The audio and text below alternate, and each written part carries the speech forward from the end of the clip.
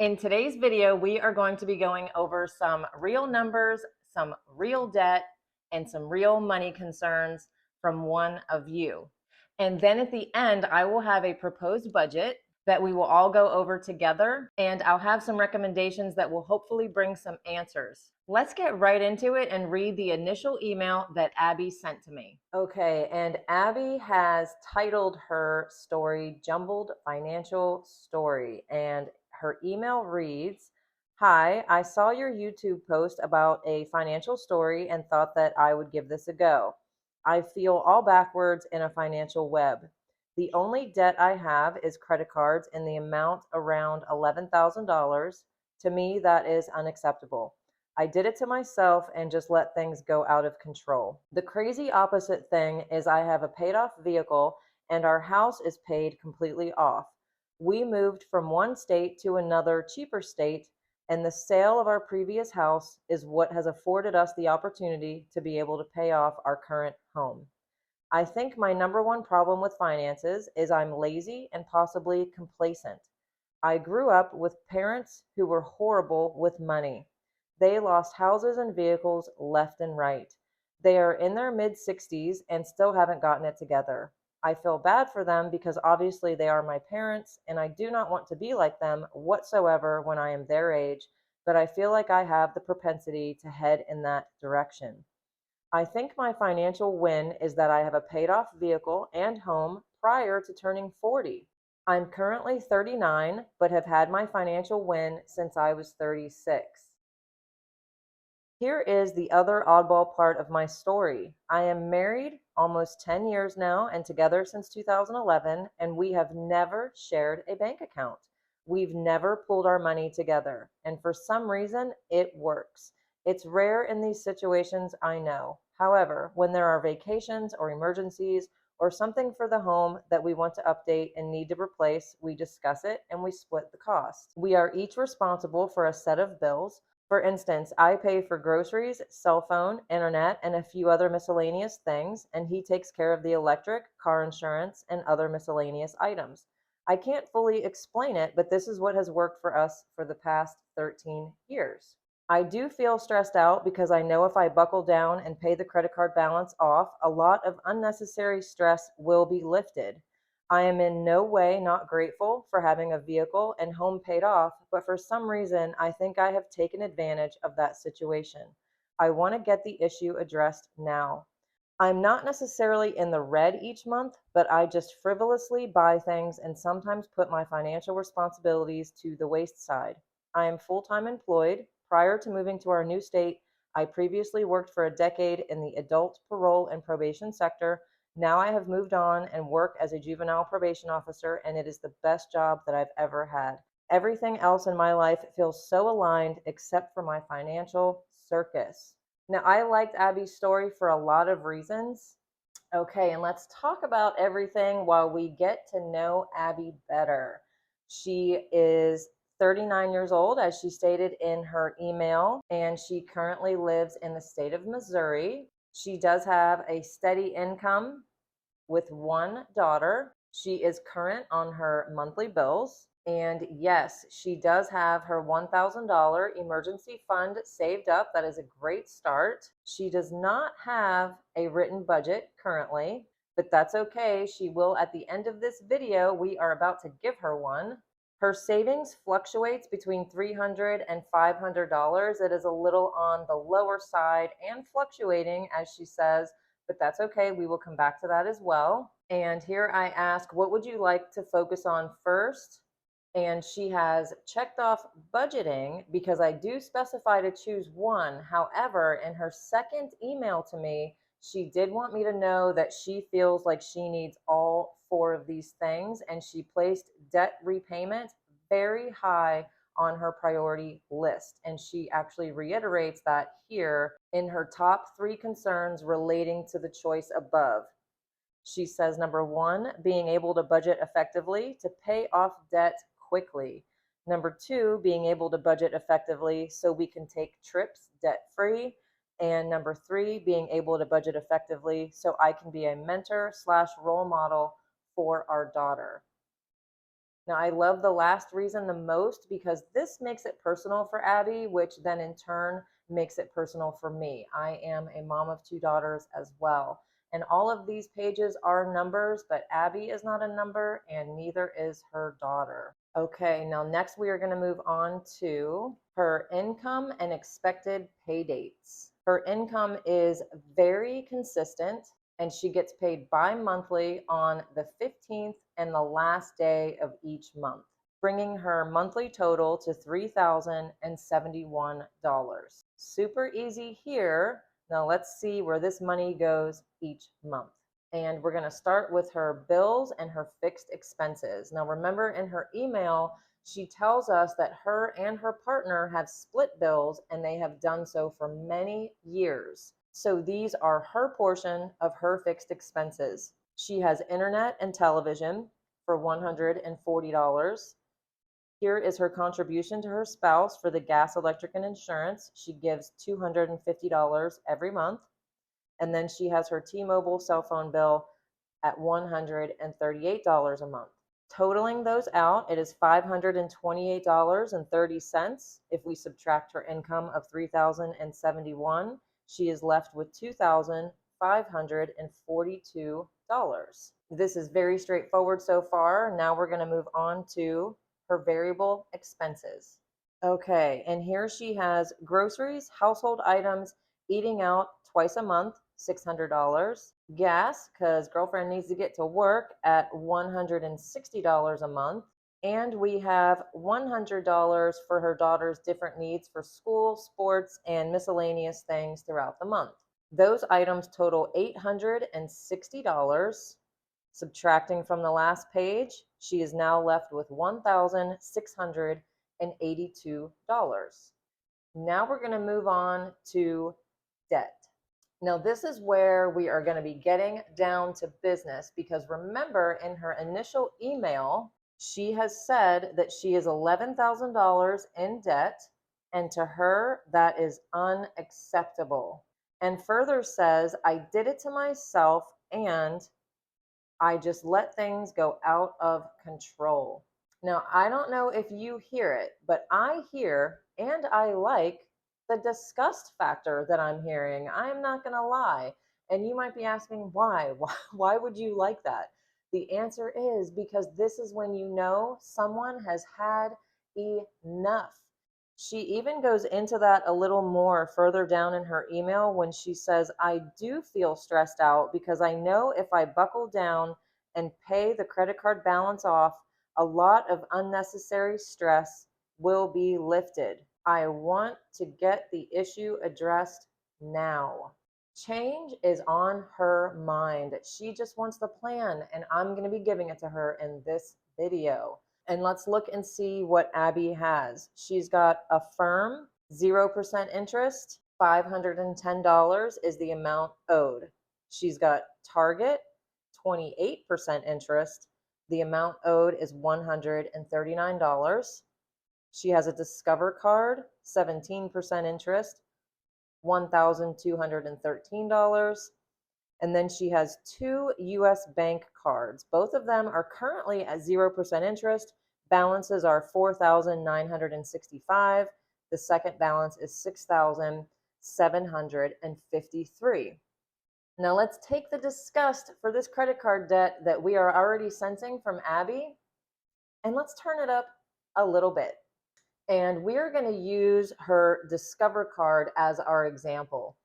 If we take this $1,213 balance at the current interest rate of 17.24%, making only the minimum payments of $35, she will be making payments to Discover for over 4 years, and it will cost her $477 in interest for $1,200.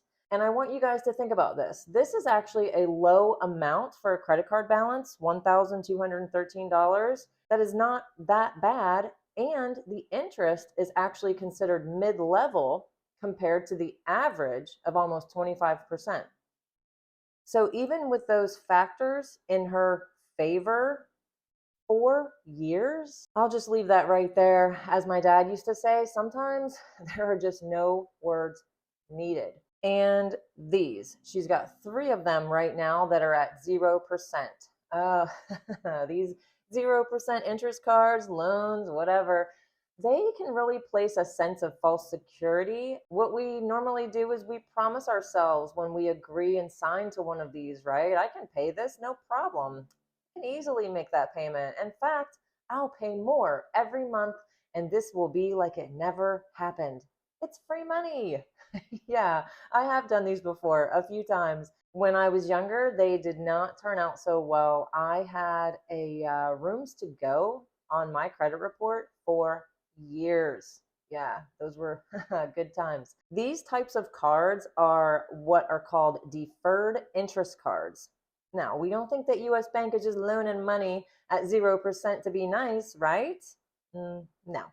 So what happens is a creditor will offer a 0% interest offer for a period of time on things like the furniture I just mentioned from Rooms to Go. You see it a lot at appliance places like Lowe's or Home Depot, or sometimes you'll get an offer to transfer a higher interest credit card balance over to their 0% card. And the time limit for you to pay off that balance could be 6 months, 12 months, 18, sometimes more, but I've noticed that 6 to 12 seems to be the most common. Now, if you don't pay all, and I mean all of the balance by the end date of whatever their offer is, you are now on the hook for the interest accrued from the original amount borrowed, not just what you couldn't pay in time. So keep that in mind when you see these 0% interest rates. There's always a catch, you guys. All right, so back to Abby. She has here this 0%. This one ends in July of 2025. That is approximately 10 months from now. And in order to not have the deferred interest added to this balance, she will have to start making $496 payments starting this month. Okay, and let's go to the next one. This one ends in January of 2026. That is approximately 14 months from now. So she would need to start making payments of $483 again starting this month for a total of $979 a month. So this number that she's got down here of $256 for her minimum payments, that's about to go way up. But don't worry, the good news is Abby can actually do this. Yeah, I checked.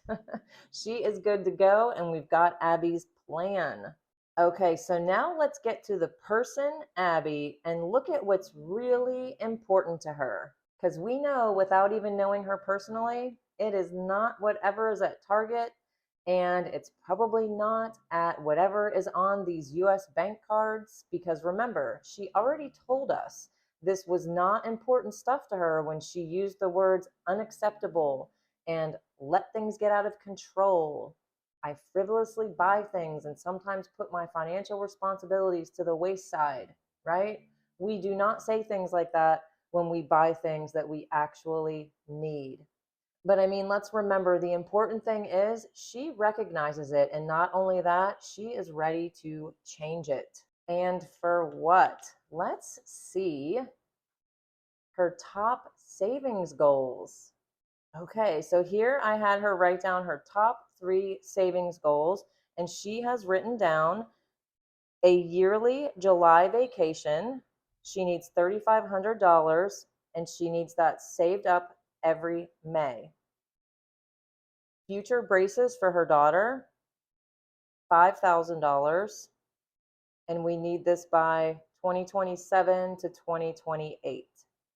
And she's also got written down here, save for land, start a farm, $50,000, no real time frame in mind. Now, these make perfect sense and do align with what she told us. She said on number 2 that she would like to start taking her trips debt-free. And number 3, that she wants to be a mentor / role model for their daughter. And one of her top savings goals is something for her daughter that she's going to need in a couple years, and mom is looking ahead. Now, I did not save for my daughters, and insurance paid a one-time lump sum of $2,000, and then I had to pay the other $4,000 in payments of $150 to the dentist for, you guys, I don't even know how long. It was years. Yes, mistakes were made and lessons were learned. And now I can help people like Abby make sure that that does not happen to her. Now let's move on to her sinking funds. She's got Christmas. She'd like to have $500. She's got $100 saved up already, and she's got 2 months left at $200 each month. She's got a car care fund, $2,500. She'd like to have that saved up sometime next year, and an oh crap fund that she would also like $2,500 saved up sometime by next year. Now, these are great sinking funds, and I think that her amounts that she has here are very reasonable and they make total sense. Great sinking funds categories, Abby. Now we're going to go back to page 1 where she has written down, I want to remind you guys, no written budget. Well, not anymore. Let's go over this and see how I can help Abby get back on track to first getting rid of that debt, which will in turn get rid of that feeling she has of feeling all backwards in a financial web. No one wants to feel like that, and she certainly does not have to. Now, since she has her second paycheck coming up on the 30th, that is this Monday, Abby is going to get started right away. She probably didn't know that when she sent in her story, but she is. There is no sense in wasting time. And here is what I would love to see her do with that paycheck. She is going to need to pay all of her top half of October's bills with this paycheck. And we know that she gets paid $1,535 each pay period. So let's put that in the calculator. Okay, and we're going to start up here at the top. She's got her internet TV that is due on the 8th, $141. Her Discover card is due on the 14th. That is $35. She has half of her groceries in her household at $300. Gas, half of that at $80. And we're going to do half of her daughter's $100 for $50. Now that leaves her with $929. Now what she's going to do with that $929 is she is going to take that $929 and pay Target and Affirm completely off.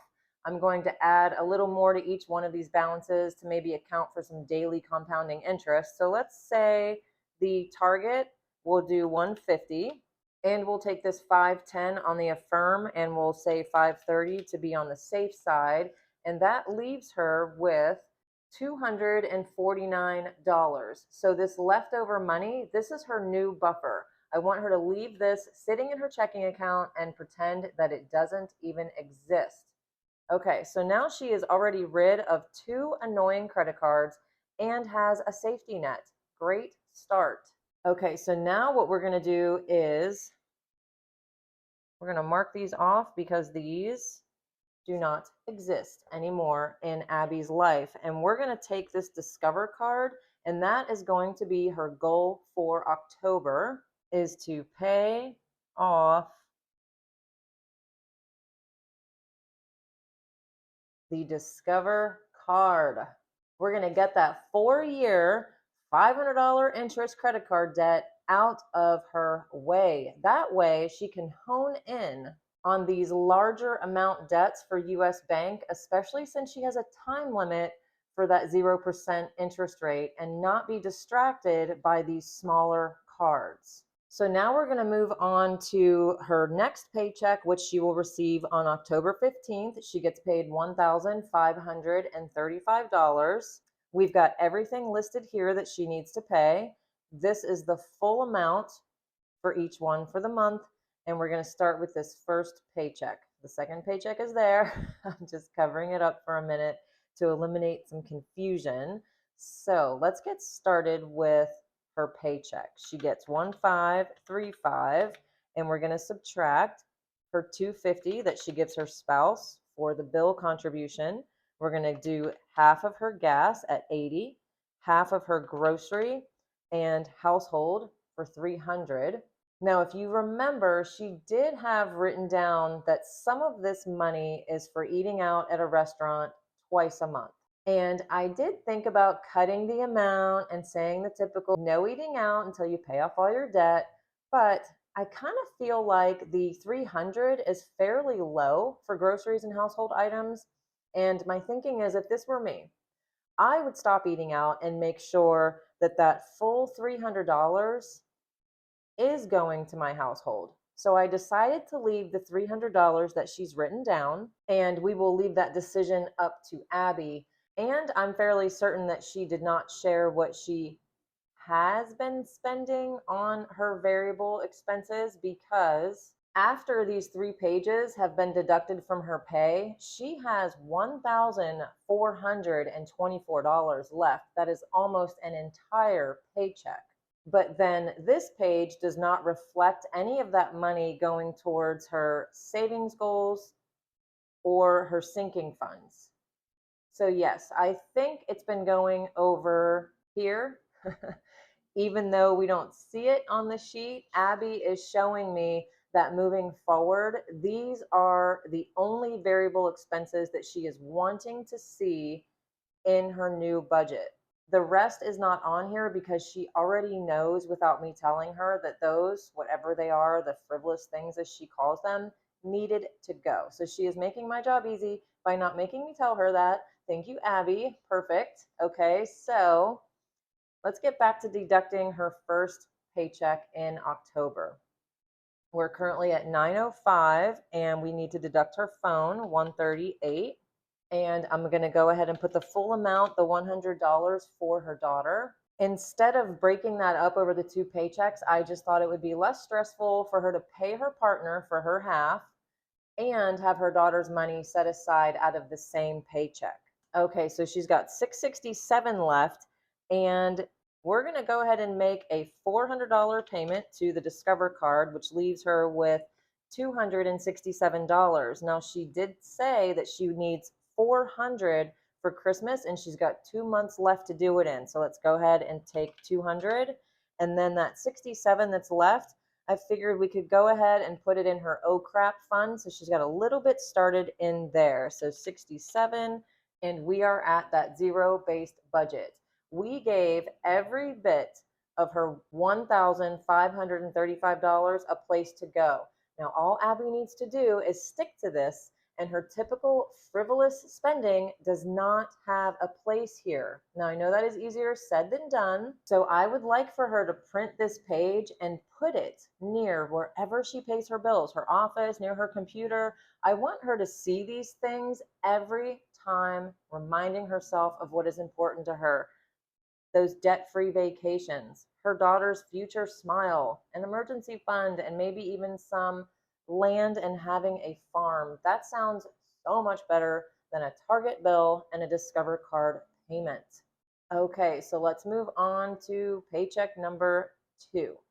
Same thing, we're going to start with the $1,535, her steady paycheck, and we're going to start subtracting the other $80 for her gas, the $300 for the groceries, $141 for the internet and TV. That leaves her with $1,014. We're going to go ahead and give that other $200 to Christmas. Christmas is funded by the end of October. Yay! And that leaves her with $814. Guess what, you guys? That's exactly the amount that she needed to pay off the Discover card. Now, I did not plan this, but when this number came up and it was $1 away from her actual Discover balance, I just call that divine intervention. I mean, amen, right? It just worked out. I couldn't believe it. And hooray for Abby. There is your $1,535 from your October paychecks. And by the end of the month, you will have 3 of your credit cards paid off, $250 as a buffer in your checking account. Your Christmas is completely funded, and you've got a little bit of cash in your oh crap fund to get that momentum going. Now hold on a second, because I have a couple things down here that I want to write on Abby's to-do list.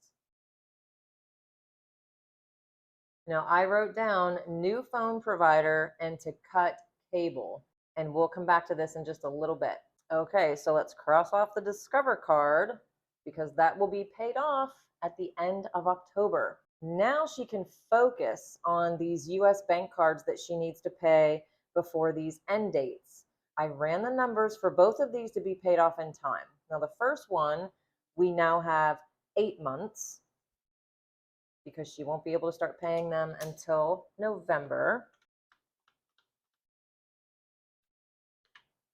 So the first one will be $620 a month. This one, she now has 14 months to pay off 6,753. So let's divide that by the 14. And that is going to be $483 a month. Both of those together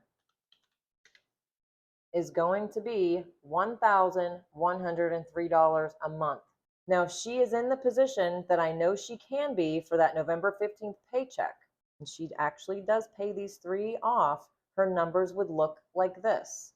Her monthly income is $3,071. We're going to subtract all of her bills for the entire month, including those high payments to the US Bank 1 and US Bank 2. That will leave her with $579 a month after all of her bills have been paid. Now her to-do list, remember, I have cutting her cable and looking for a cheaper phone service. An average Wi-Fi only, no cable, is $60. So that would save her $80 a month.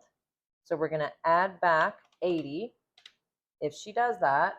And if she goes to a phone company like Mint at $30 a month instead of paying $138 a month, she would save approximately $100 a month there. So we're going to add back the 100, and now she's back up to having $759 a month left over after she's paying all of her bills. She could either use this money to make even bigger payments on the US bank payments, or she could start that yearly vacation fund that she has to have by May. And don't forget, after the 8 months are up for this US bank card, she's got 8 months on that one. Once that's completed, she can add the $620 back, and now she will have $1,379 back every month. That is basically back to having another paycheck in her pocket. Now, if she doesn't change her Wi-Fi and phone, she would still have $1,199 a month left over. This is all starting to look very doable now. I know she can definitely do it. I have complete faith in Abby. Now, if you're new to the channel, I want you to know that this bi-weekly budget sheet and this calendar, they are freebies. They're linked below if you want to start working on your written budget. And this financial snapshot where we went through her income, her bills, her expenses, the debt, and the goals and sinking funds. This is also a freebie linked below for you guys. Now I would like to leave one last thought and speak to Abby directly for just a moment. The separate finances from your partner left me wondering, do you have savings for your retirement, health insurance, maybe another larger emergency fund put together, a medical fund for your family? Those larger expenses that are just so crucial, I wondered if these were part of your partner's finances. We just don't know. Most know that I do follow Dave Ramsey, and he is very adamant about a married couple doing their finances together. I'm going to link an article from him below just for a quick read because I don't want to get too far into that on today's video. However, I do wonder if you gave us a glimpse into why you keep your money separate from your partner, when you shared your account with us of growing up poor and watching your parents deal with money so terribly your entire life. And not only that, but also that it has continued until this very day. Losing homes and cars left and right, as you said. That is scary for a kid. But I hope that you see that you have broken that cycle for your daughter. Because what did you do? You made sure that your home and your car are completely paid off and 100% yours and your family's by the time you turned 36. Now, in my mind, I feel like you most likely did that together, you and your spouse, right? I mean, you probably had to have that discussion of selling your home, using the proceeds to fund another house, buying it outright, and moving to a different state. I would love to get another email from you in the future that has both of your savings goals combined, because it seems to me that when you two do something together, you do not play around. That is a big deal. No mortgage and no car payments. What else can the two of you do together? Now, I want to thank Abby for sending her story in and trusting me to provide her with some information that she can really use moving forward.